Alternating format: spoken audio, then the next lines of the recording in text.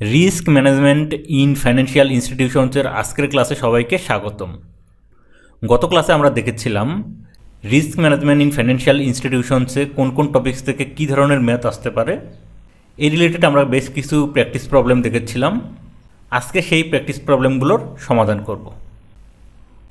Viewers, আপনাদের যদি সমাধান ক্লাসগুলো ভালো লাগে অবশ্যই লাইক করবেন, শেয়ার করবেন এবং যারা সাবস্ক্রাইব করেননি প্লিজ সাবস্ক্রাইব করবেন। 1 নম্বর প্রবলেমে কী বলা হয়েছে দেখেন, calculate the duration gap of the following excerpts from the balance sheet of a bank. অর্থাৎ নিচে একটা ব্যালেন্স শিট দেওয়া আছে, এখান থেকে আমাদেরকে ডিউরেশন গ্যাপ ক্যালকুলেট করতে হবে। ব্যালেন্স শিটে কী কী দেওয়া আছে দেখেন, কারেন্ট অ্যাসেট দেওয়া আছে 1 লাখ, ডিউরেশন দেওয়া আছে কত 7 ইয়ার্স। একইভাবে ফিক্সড অ্যাসেট দেওয়া আছে 30,000, তাহলে ওভারঅল অ্যাসেট দেওয়া আছে কত 1,30,000। ঠিক আছে। লায়াবিলিটিসে কী কী দেওয়া আছে দেখেন, কারেন্ট লায়াবিলিটিস দেওয়া আছে 70,000 এবং এর ডিউরেশন হচ্ছে 5 ইয়ার্স। আদার লাইবিলিটিস দেওয়া আছে 30,000, ইকুইটি দেওয়া আছে 30,000। এই টোটাল ওভারঅল লাইবিলিটিস হচ্ছে 1,30,000। ঠিক আছে। এবার চলুন আমরা ডিউরেশন গ্যাপ ক্যালকুলেট করি। ডিউরেশন গ্যাপের একটা ফর্মুলা দেওয়া আছে, কি বলা হয়েছে দেখেন, duration gap equal to duration of earning assets minus paying liabilities divided by earning assets into duration of paying liabilities. ঠিক আছে। এখন আমরা উপরোক্ত যে ব্যালেন্স শিট আছে সেখান থেকে ভ্যালু এখানে বসিয়ে দেব। দেখেন শুরুতেই আছে কি ডিউরেশন অফ আর্নিং অ্যাসেটস। দেখেন কারেন্ট অ্যাসেট দেওয়া আছে কত 1 লাখ এবং ডিউরেশন কত দেওয়া আছে 7 ইয়ার্স। এটাই হচ্ছে আমাদের ডিউরেশন অফ আর্নিং অ্যাসেটস। তাহলে আমরা এখানে 7 বসিয়ে দিলাম মাইনাস পেইং লাইবিলিটিস। তাহলে দেখেন আমাদের পেইং লাইবিলিটিস কত দেওয়া আছে দেখেন, কারেন্ট লাইবিলিটিস 70,000, এটাই হচ্ছে আমাদের পেইং লাইবিলিটিস। তাহলে 70,000 ডিভাইডেড বাই আর্নিং অ্যাসেট। আমাদের আর্নিং অ্যাসেট কত দেওয়া আছে দেখেন 1 লাখ। তাহলে 1 লাখ আমরা বসিয়ে দিলাম into duration of paying liabilities. দেখেন এখানে ডিউরেশন অফ পেইং লাইবিলিটিস কত দেওয়া হচ্ছে 5 ইয়ার্স। তাহলে 5 ইয়ার্স বসিয়ে দিলাম। ঠিক আছে। ইকুয়াল টু দেখেন 7 মাইনাস এই 70,000কে যদি আমরা 1 লাখ দ্বারা ভাগ করে যে রেজাল্ট আসবে ওটাকে 5 দ্বারা গুণ করে দিই, তাহলে আমরা এখান থেকে পাচ্ছি 3.5। ঠিক আছে। তাহলে 7 মাইনাস 3.5 ইকুয়াল টু 3.5 ইয়ার্স। তাহলে আমরা এখান থেকে ডিউরেশন গ্যাপটা পেয়ে গেলাম। 2 নম্বর প্রবলেমে কি বলা হয়েছে দেখেন, এখানে একটা ব্যালেন্স শিট দেওয়া আছে, ব্যালেন্স শিটের মধ্যে কিছু ডেটা দেওয়া আছে।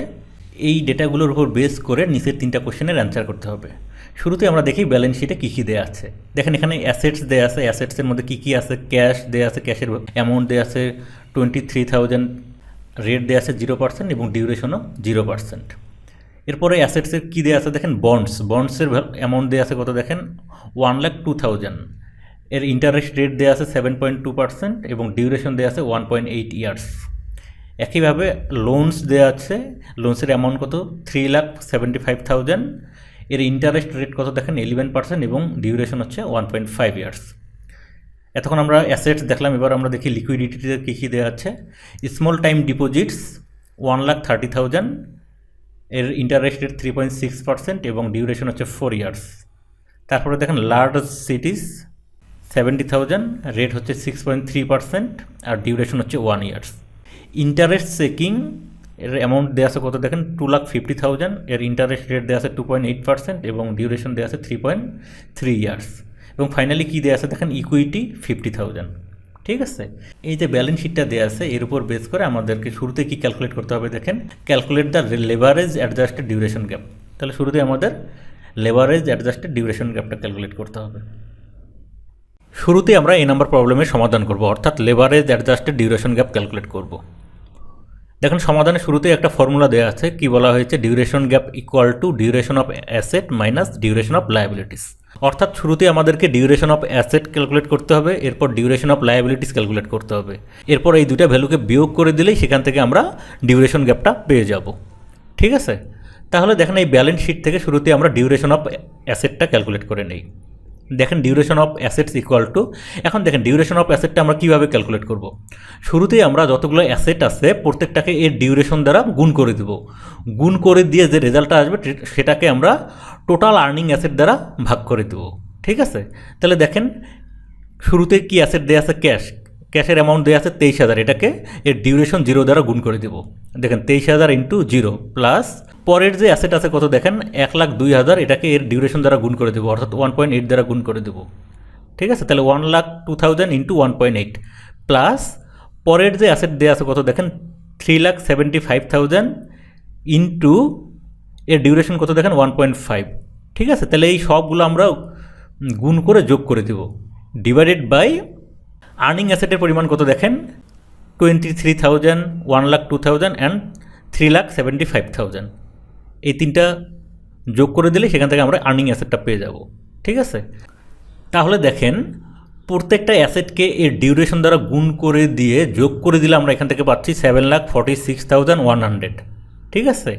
এরপর নিচের যে অ্যাসেটের যে অ্যামাউন্টগুলো এগুলো আমরা যোগ করে দিলে এখান থেকে পাচ্ছি 5 লাখ। এরপর এই দুটাকে যদি আমরা ভাগ করে দিই তাহলে এখান থেকে আমরা পাচ্ছি কত দেখেন 1.49 ইয়ার্স। তাহলে আমরা এখান থেকে ডিউরেশন অফ অ্যাসেটের ভ্যালু কত পাচ্ছি 1.49 ইয়ার্স। এবার আমরা ক্যালকুলেট করব ডিউরেশন অফ লায়াবিলিটিস।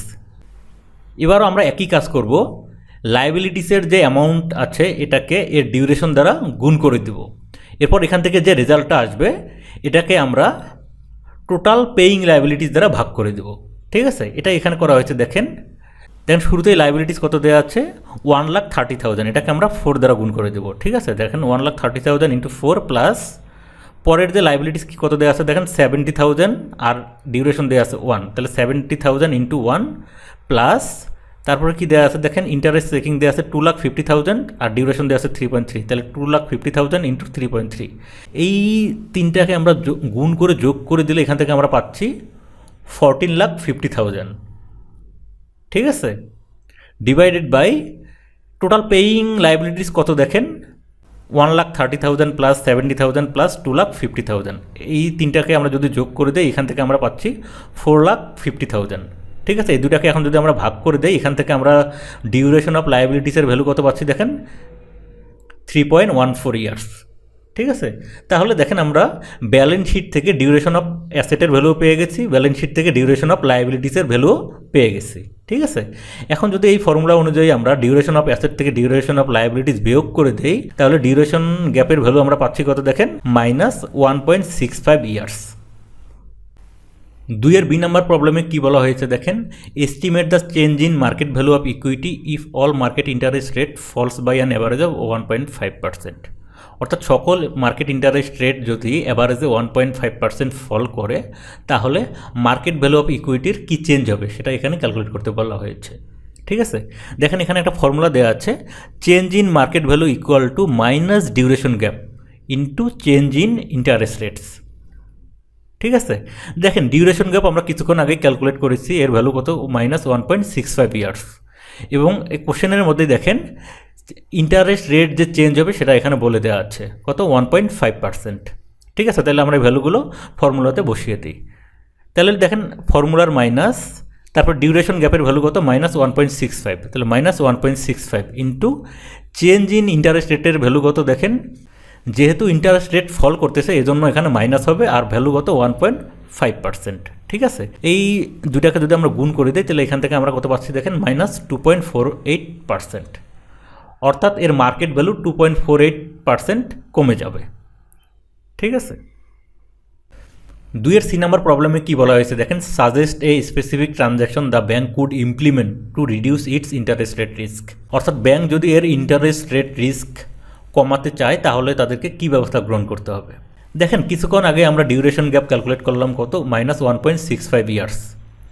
এখান থেকেই বোঝা যাচ্ছে যে এই ব্যাংকের লায়াবিলিটি ডিউরেশন এর অ্যাসেট ডিউরেশন থেকে বেশি। ব্যাংক যদি এর ইন্টারেস্ট রেট রিস্ক কমাতে চায় তাহলে এর ডিউরেশন গ্যাপকে জিরোর কাছাকাছি নিয়ে আসতে হবে, অর্থাৎ এর অ্যাসেট ডিউরেশনকে বাড়াতে হবে, ঠিক আছে। আশা করছি সবাই বুঝতে পেরেছেন। বাকি যে প্রবলেমগুলো আছে এগুলোর সমাধান আমরা পরের ভিডিওতে দেব। আজকের ক্লাসটি যদি আপনাদের ভালো লেগে থাকে অবশ্যই লাইক করবেন, শেয়ার করবেন এবং যারা সাবস্ক্রাইব করেননি প্লিজ সাবস্ক্রাইব করবেন। Thank you.